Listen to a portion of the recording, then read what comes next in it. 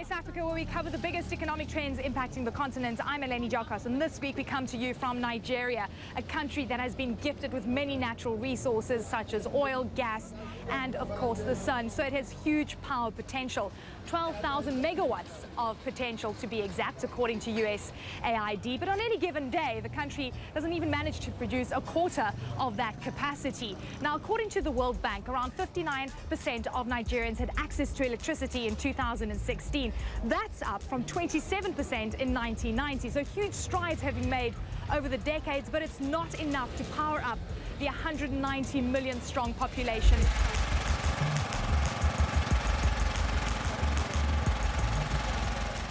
It really doesn't matter what industry you're in if you're operating in Nigeria, whether you're a bank or you have a factory or even an informal trader in a market like this in Lagos. There's one thing you absolutely have to have, and that is a generator.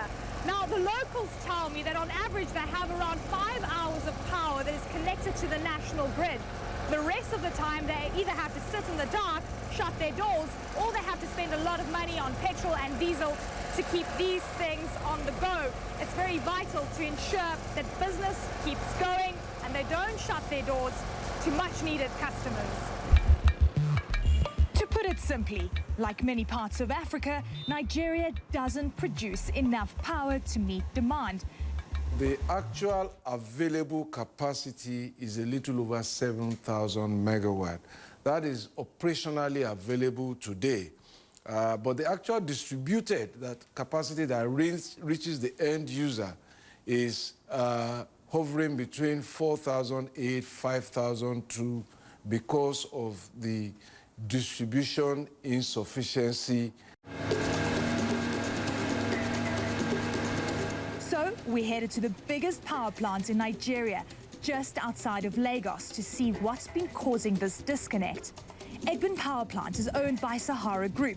It runs on gas and oil. This is the biggest privately owned power generating company in sub-Saharan Africa, with an installed capacity of 1,320 megawatts.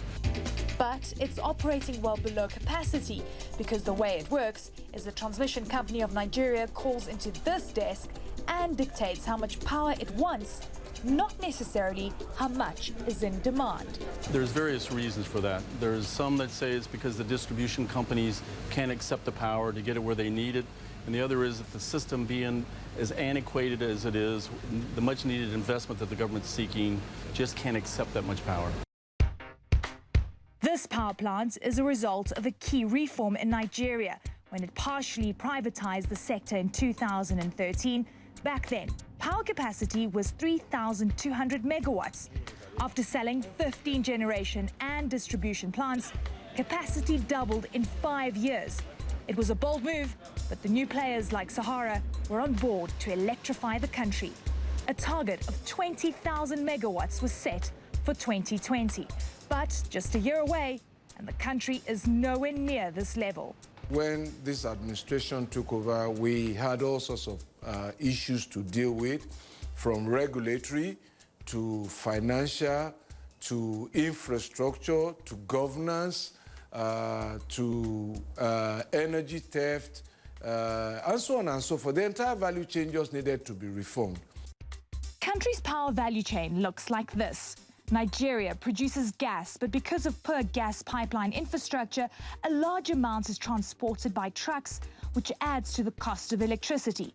That's then fed into the power generation plants, then transmitted, the only part that's solely in the government's hands, and finally distributed to consumers. Adeshina says the end user pays on average 23.5 kobo per kilowatt hour, which is around 6.8 US cents. What are your costs per kilowatt? It's about 7.5. Yes. So you see, it doesn't even cover our costs. That doesn't include all of the costs that it's inherent that we have to take and invest to continue to operate this plant. So that means the operating costs are higher than what they're charging. And that's just for paying customers. Electricity theft is a widespread problem, and illegal connections aren't easy to detect. Over 50% of consumers are just what they are, consumers. They are not customers.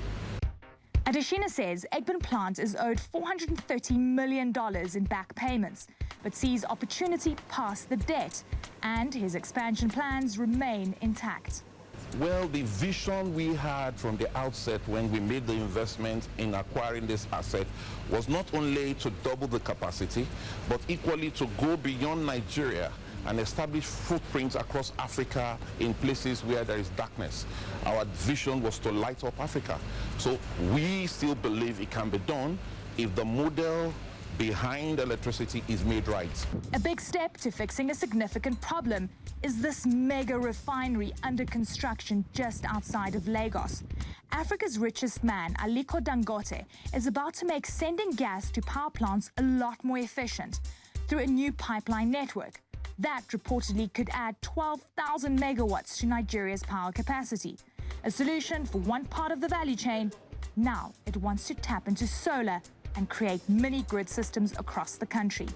We haven't talked about what is happening off-grid. So we are in universities now building independent power plants using solar systems. We are seeing markets getting their own dedicated power.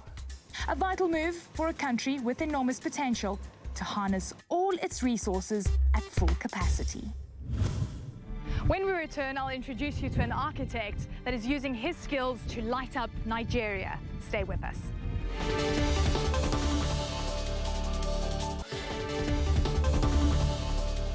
Welcome back. Spanning over 2 decades, the Sahara Group has a footprint in 38 countries across 3 continents, and it has ambitious plans to increase power generation by 5,000 megawatts over the next 5 years, including in places like here in Nigeria and the Egbin power plant, as you can see behind me. I caught up with the co-founder, Temitope Shanubi, to find out how they plan to achieve this ambitious goal.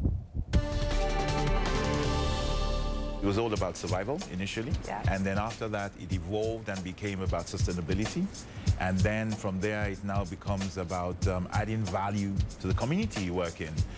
Hi, my name is Temitope Shanubi, co-founder Sahara Group. We're in the energy sector and trying to make things better. Did you think when you started out in the trading business that you would eventually head into so many different industries within the power and oil and gas space? Absolutely not. Really? Absolutely not. When we started off, it was more of throwing a kite to the sky and wherever it takes us in terms of influence. And then as it went along, we saw the opportunities and the responsibility we had. From a Nigerian oil company to a global energy group, how did you transform the business? In the past, it was all about who you know. It was about size. It was about finance, but today it's changed. It's now about more about your corporate social responsibility. It's now about corporate governance. In Sahara, what we're looking at is adding more value, putting more on the table, being aware of the environment.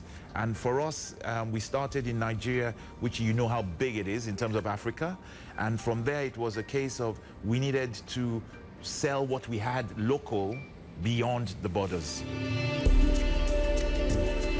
When we realized that what we were selling actually had value, integrity, service, sustainability, and once we saw that it was a niche market, because a lot of companies have come in and not delivered what they promised to deliver. And for us, once we could achieve this, we realized, hang on.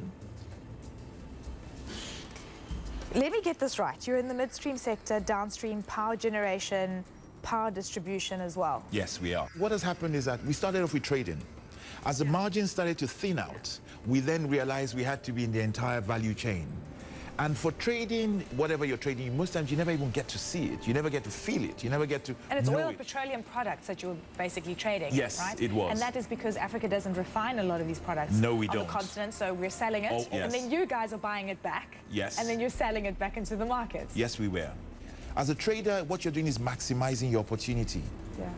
But when you start to go into things like power generation and infrastructure, you actually start to feel your influence in the environment.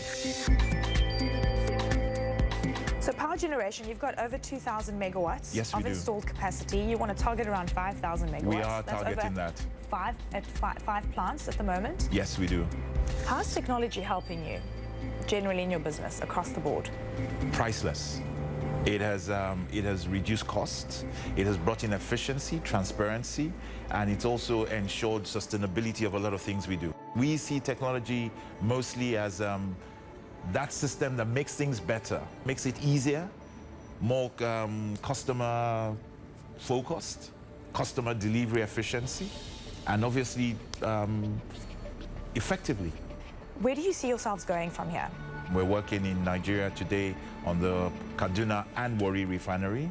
We're working in East Africa on another refinery. We started to expand in terms of storage. We're working on power, alternative energy, clean energy. We're working on environmental transactions in terms of saving the environment. And what we see is where we can be a technology-based company delivering energy efficiently. Well, thanks so much for joining us for this edition of Marketplace Africa. Take a look at our latest stories on our website and keep up with us on our Facebook page. From me, Eleni Jokos in Lagos. I'll see you next time in the Marketplace.